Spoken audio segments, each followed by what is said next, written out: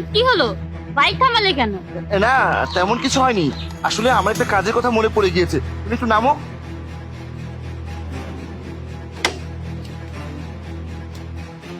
শোনো, আমি কাজটা সেরে খুব দ্রুত চলে আসছি। তুমি এখানে দাঁড়িয়ে থাকো, ঠিক আছে? আমার খুব একটা লেট হবে না, তুমি একটু অপেক্ষা করো, ঠিক আছে?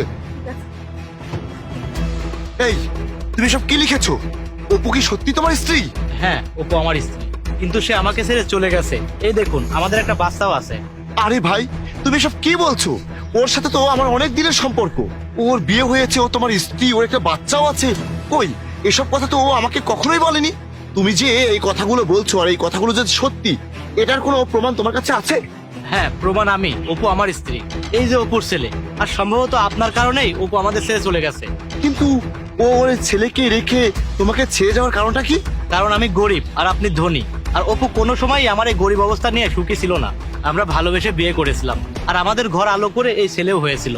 একটা সমস্যার কারণে আমার চাকরি চলে যাওয়ায় আমি সমস্যায় পড়ে যাই, আর তখনই অপু আমাদের ছেড়ে চলে যায়। কারণ আপনি অনেক ধনী, আপনার অনেক টাকা আছে। আজ আপনারা বিয়ে করতে যাচ্ছেন, এটা জেনেই আমি আপনার পথ আটকেছি। কারণ আমি চাই না আমার ছেলেটা মাহারা হোক আর আপনিও ঠকে যান। আরে ভাই, আমি তো এসব কিছুই জানতাম না যে অপু এত বড় একটা লোভী মেয়ে। অপুর স্বামী আছে, সন্তান আছে, এসব তো আমি কিছুই জানতাম না। আমি যদি জানতাম তাহলে ওই মেয়েকে আমি কিছুতেই আমার জীবনে ইনভলভ করতাম না। এখন শুনো, আমি তোমাকে যেটা বলি তুমি সেটাই করবে, ঠিক আছে? হয়েছে তোমার কাজ? হ্যাঁ, চলো। আম্মা, কোথায় আছো? চলো বাড়িতে যাই। কি ব্যাপার অপু, এই বাচ্চাটা তোমাকে মা বলে ডাকছে কেন? তুমি কি সত্যি ওর মা? আরে না না, আমি এই বাচ্চার মা হতে যাব কেন? আমি তো তোমাকে আজকেই বিয়ে করতে যাচ্ছি। এই বাচ্চার কথা ভুল হচ্ছে, মনে হয় ওর মা দেখতে আমার মতো। ওর মা দেখতে তোমার মতো না, তুমি ওর মা। এত সুন্দর নিষ্পাপ একটা বাচ্চার মা হয়ে তুমি তাকে অস্বীকার করছো? তুমি কিভাবে বলতে পারছো যে তুমি ওর মা না? এতটুকু একটা বাচ্চা কি মিথ্যে কথা বলছে? তুমি এতটা খারাপ যে নিজের স্বামীর গরিব অবস্থা সহ্য করতে না পেরে তুমি এই বাচ্চা তোমার স্বামীকে ছেড়ে গিয়ে আমার কাছে গিয়েছো, কারণ আমার টাকা আছে। তারপর আমার সাথে সম্পর্কে জড়িয়ে আমাকে বিয়ে করতে যাচ্ছ। তোমাকে সব কে বলেছে? আমি বলেছি। তুহিন, তুমি এখানে? হ্যাঁ, আমি এখানে কারণ আমি তোমার বিয়ে আটকাতে এসেছি। আর আমি চাই না আমার ছেলেটা মাহারা হোক। আর আমি এখনো তোমাকে অনেক ভালোবাসি।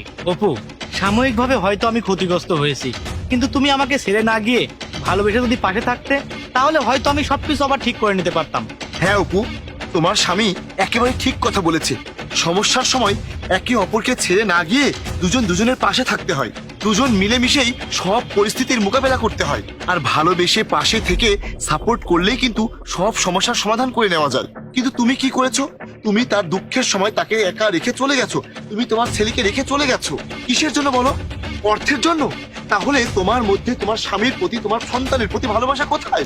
স্বামীর বিপদের সময় তুমি যদি স্বামী সন্তানকে এভাবে বিপদে ফেলে তোমার নিজের সুখের জন্য চলে যেতে পারো, তাহলে তো কালকে অন্য কারোর জন্য তুমি আমাকেও ছেড়ে, আমার বিপদে আমাকে ছেড়ে চলে যাবে।